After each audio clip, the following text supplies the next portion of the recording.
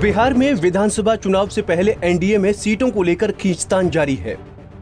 JDU, BJP और लोक जनशक्ति party के बीच सीट को लेकर पिछले कई महीनों से बातचीत चल रही थी। लोक जनशक्ति पार्टी के राष्ट्रीय अध्यक्ष चिराग पासवान भी नीतीश सरकार पर लगातार वार कर रहे हैं। वहीं बीजेपी भी जेडीयू और लोजपा के बीच चल रहे जुबानी जंग को पहले तो खामोशी से देखती रही, लेकिन बीजेपी नेताओं के साथ वीडियो कॉन्फ्रेंसिंग में हुई बैठक में पार्टी के राष्ट्रीय अध्यक्ष जेपी नड्डा ने साफ संदेश दिया कि नीतीश कुमार ही एनडीए का नेतृत्व करेंगे और लोजपा की कोई भी गैर वाजिब डिमांड को तवज्जो बीजेपी की तरफ से नहीं मिली।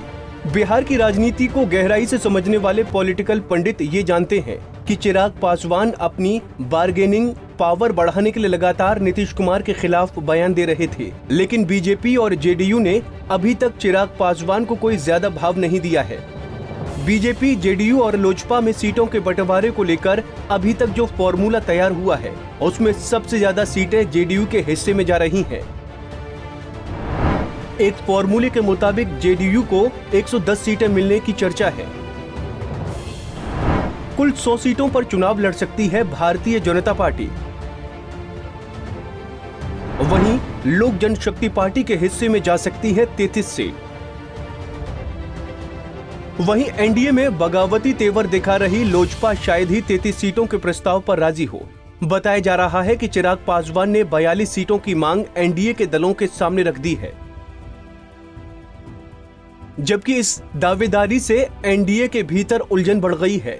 लोजपा ने पहले ही साफ कर दिया है कि 2015 में जितनी सीटों पर पार्टी ने चुनाव लड़ा था उतनी सीट तो किसी भी कीमत पर पार्टी को चाहिए।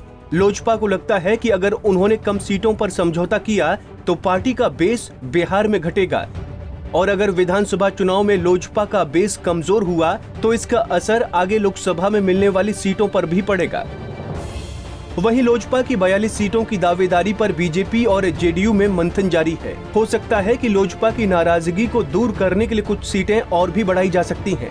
सूत्रों के मुताबिक एनडीए के कर्ता धर्ता एक दूसरे फॉर्मूले पर भी विचार कर रहे हैं। इस फॉर्मूले के मुताबिक जेडीयू को 105 सीटों पर लड़ने का मौका मिलेगा।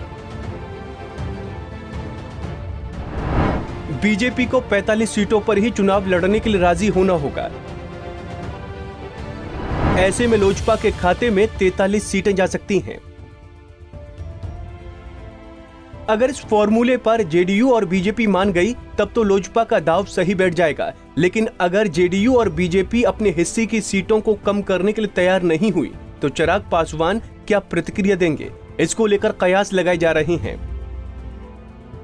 बताया जा रहा है कि सीटों पर दावेदारी खारिज होने की हालत में चिराग आरजेडी के साथ जाने की सोच सकते हैं, लेकिन इसके लिए लोजपा को केंद्र सरकार से बाहर जाना पड़ सकता है। वहीं भविष्य में भी यूपीए की हालत देखकर लोजपा इतना बड़ा खतरा शायद ही मोल ले। इधर महागठबंधन में खुद ही सीटों के लिए मांझी, कांग्रेस और कुशवाहा में सिर्फ फुटबॉल की हालत है, इसलिए चिराग के लिए आरजेडी के साथ जाने का फैसला लेना भी इतना आसान नहीं होगा। खैर, आने वाले कुछ दिनों में ये साफ हो जाएगा कि एनडीए में किसके पाले में कितनी सीटें जाएंगी। वहीं चिराग के हर अगले कदम पर बिहार की जनता की पैनी नजर होगी। Bureau report, Punjab Kesari TV.